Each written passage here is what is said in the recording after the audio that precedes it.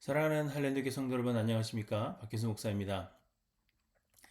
지난 화요일에도 말씀드렸지만 한국에 새로운 대통령이 선출되었습니다. 민주당의 이재명 후보가 거의 과반에 가까운 득표로 대통령이 되었습니다. 말씀드린 대로 이를 기뻐하고 반기는 사람들이 있는가 하면 또 안타까워하고 슬퍼하는 사람들이 있습니다. 그래서 사람들은 생각이 다른 사람들에게 자신의 의견을 말해서 설득하려고 하는 마음이 있습니다. 때로는 나의 말이 토론을 종결시킬 수 있을 것이라고 생각합니다. 그러나 대부분 토론은 토론을 낳고 말은 말을 낳습니다. 댓글은 또 다른 댓글을 낳고 그렇기 때문에 사실 말하지 않는 것이 좋습니다. 욥이 고난 중에 있을 때 욥의 친구들이 욥을 위로하기 위해 찾아왔습니다. 그러나 온 몸에 머리부터 발끝까지 종기가 나고 기왓장으로 몸을 긁어 사람이 못 알아볼 정도로 된 것 같습니다. 그래서 친구들은 아무 말도 할 수가 없었고 오랫동안 말없이 그저 자리를 지킬 뿐이었습니다. 그런데 어느 순간에 욥이 자기의 신세를 한탄하기 시작합니다. 차라리 태어나지 않았으면 좋았겠다고 말합니다. 그러자 세 명의 친구들이 제각각 말을 하기 시작합니다. 그리고는 마지막에 엘리후라는 사람까지 각자 자신의 생각을 이야기합니다. 많은 사람들이 욥기는 고통에 관한 책이라고 생각합니다. 그러나 욥기는 고통에 관한 책이 아니라 하나님에 관한 책입니다. 욥의 친구들은 각자 자신들이 알고 있는 하나님에 대한 지식을 이야기하고 있습니다. 하나님은 악을 벌하시고 선에게 상 주시는 분이시기 때문에 욥이 고난을 당하는 것은 욥의 죄 때문이라는 것이 친구들의 주장입니다. 이처럼 친구들은 자신들이 알고 있는 하나님에 대한 지식을 가지고 이야기하고 있는 것입니다. 그런데 욥의 친구들은 욥의 말이 끝나기가 무섭게 마치 기다렸다는 듯이 자신의 의견을 피력하고 있다는 느낌을 받습니다. 엘리바스의 첫 번째 발언은 욥이 오랜 침묵을 깨고 말을 시작한 직후 시작되었습니다. 욥기 4장을 보시면 누가 내게 말하면 내가 실증을 내겠느냐? 누가 참고 말하지 아니하겠느냐? 이렇게 발언을 시작합니다. 곧 욥이 말하였기 때문에 엘리바스가 대답하지 않을 수 없다는 말입니다. 욥기 8장에 보시면 욥의 발언이 끝난 뒤에 빌닷이 이야기합니다. 내가 어느 때까지 이런 말을 하겠으며 어느 때까지 내 입의 말이 거센 바람과 같겠는가?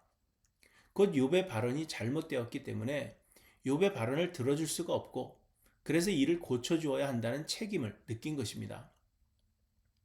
11장에서 소발 역시 이렇게 말합니다. 말이 많으니 어찌 대답이 없으랴?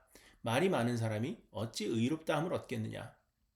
역시 욥이 말하였기 때문에 그에 대한 반론을 제기할 필요를 느낀 것입니다. 18장에서 빌닷은 또다시 너희가 어느 때에 가서 말의 끝을 맺겠느냐 이렇게 말합니다. 곧 자신이 토론의 끝을 맺겠다는 다짐입니다.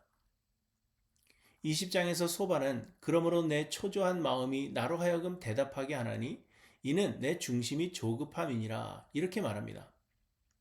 이제 소발의 마음은 고통 중에 있는 욥을 위로하는 것이 아니라 토론에서 자신의 의견이 받아들여지지 않고 또 토론에서 이길 수 없기 때문에 그 마음이 초조한 것입니다.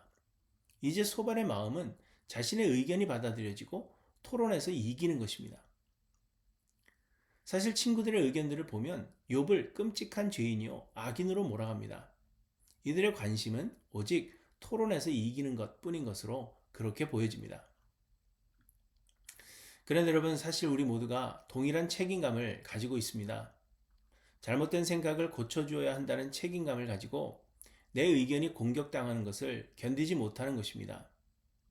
그래서 우리는 초조해야 하고 내 의견에 동조하지 않으면 불안해하기까지 하는 것입니다. 그러나 여러분 결코 그러하실 필요가 없습니다. 왜냐하면 여러 번 말씀드린 대로 사람을 변화시키는 것은 우리가 할 수 있는 일이 아니기 때문입니다.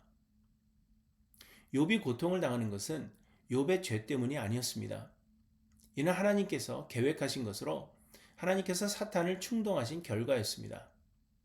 하나님은 욥이 아무런 까닭 없이 하나님을 섬기는 것임을 알리시기 위함이었습니다. 그렇기 때문에 친구들이 아무리 노력하고 또 그럴듯한 말로 설득하려 했다고 해도 욥을 설득시킬 수는 없었을 것이 분명합니다. 그런데 이와 마찬가지입니다. 세상의 모든 일은 하나님께서 주관하시며 우리의 삶의 모든 것까지도 하나님께서 주관하십니다. 심지어 우리의 믿음도 우리의 것이 아닌 하나님께서 주시는 선물입니다. 그렇다면 우리의 마음속의 생각, 우리의 마음속에 믿는 바까지도 우리의 것이 아닙니다. 그렇기 때문에 우리의 말과 지식과 의지로 사람의 생각을 바꿀 수는 없는 것입니다. 성령께서 역사하심으로만 가능한 것입니다.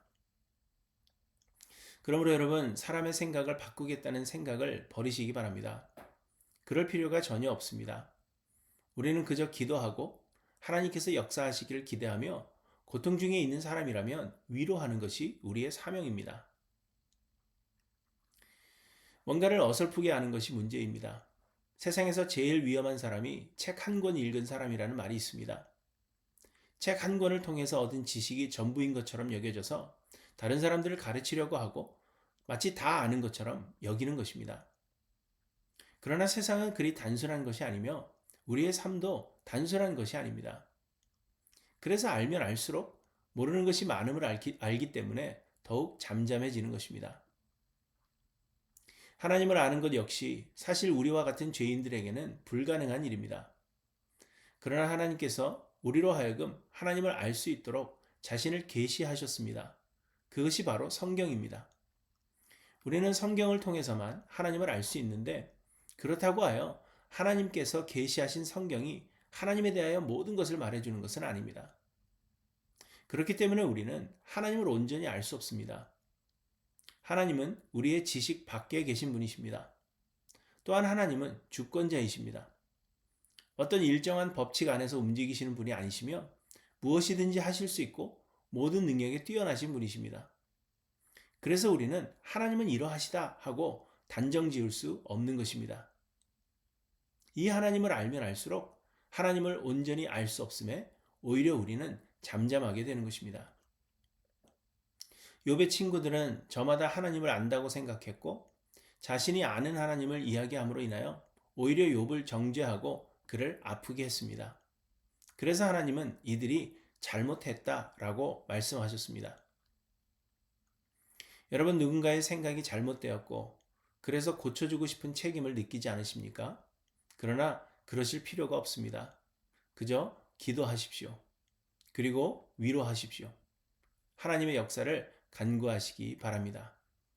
지금 이 순간 누군가가 떠오르신다면 그저 그 사람을 위해서 하나님 앞에 간절하고 사랑의 마음으로 기도하시기 바랍니다.